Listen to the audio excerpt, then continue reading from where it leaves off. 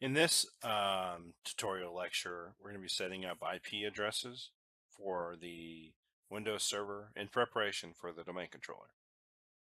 I'm going to go to Start menu, right click on this PC, go to Properties, go to, right here, computer name. We're going to change setting. Change, click change here.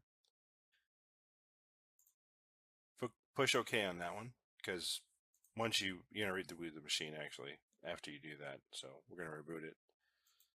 And yep, changes take effect. We're going to restart now. Let's do send all Control Delete to this machine here, and we'll log in. Change adapter settings, right click on it, rename it. Right?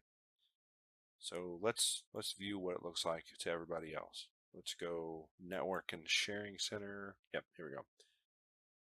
Okay, so the network connection type or name, right, is called CV Lab. So let's set the IP now. Click on IP version 4, click on properties. Okay, so that's it. So that's how to set up the IP address on a Windows server.